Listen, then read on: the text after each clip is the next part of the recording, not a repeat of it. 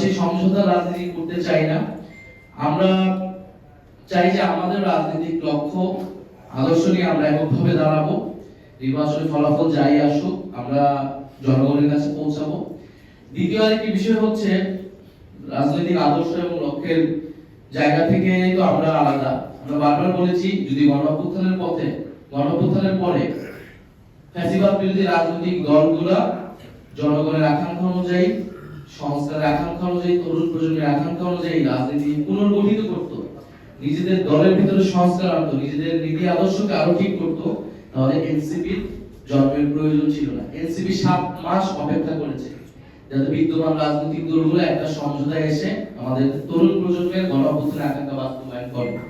যেহেতু তারা সেটা করে নাই, যেহেতু তারা নিজেদের দলাদলি অন্তর্কন্দলে ব্যস্ত ছিল, নিজেদের দলীয় এজেন্ডায় কে প্রাধান্য করে তুলেছে, ফলে কিন্তু এনসিপির জন্ম হয়েছে। এবং আমরা দেখতে পাচ্ছি যে সংস্কার ছিল গণঅভ্যুত্থানের পরে অন্যতম প্রধান এজেন্ডা, দ্বিতীয় এজেন্ডা ছিল বিচার। ফলে এই যে সংস্কার এবং এই যে সামনে যে একটা গণভোট হবে এবং গণভোটে যে সংস্কার প্রক্রিয়া বাস্তবায়ন হবে, এই আলাপটাই কোনো রাজনৈতিক দল করছে না। অর্থাৎ সংস্কারের পক্ষে কিন্তু কেউ ক্যাম্পেইন করছে না।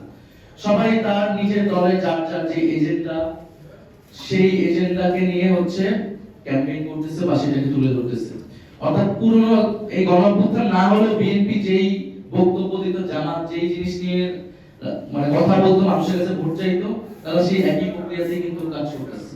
তাহলে গণঅভ্যুত্থানের পরে পরিবর্তনটা কোথায় হলো? কিন্তু পরিবর্তন তো হয়েছে সরকারের জায়গা থেকে, আমাদের জায়গা থেকে। ঐক্যমত্য কমিশন আমরা তো চেষ্টা করেছি, সম্পূর্ণ সফল হয়নি, কিছু তো আমাদের অর্জন হয়েছে। তাহলে এই অর্জনগুলোই তো গণভোটে বাস্তবায়ন হবে। তাহলে এই গণভোটের পক্ষে কথা বলবে, এই গণভোটের পক্ষে কথা বলতে হলে, সংস্কারের পক্ষে কথা বলতে হলে আমাদেরকে এককভাবে দাঁড়াতে হবে এবং যারা সংস্কারের পক্ষে যেই দলগুলো রয়েছে তাদেরকে ঐক্যবদ্ধ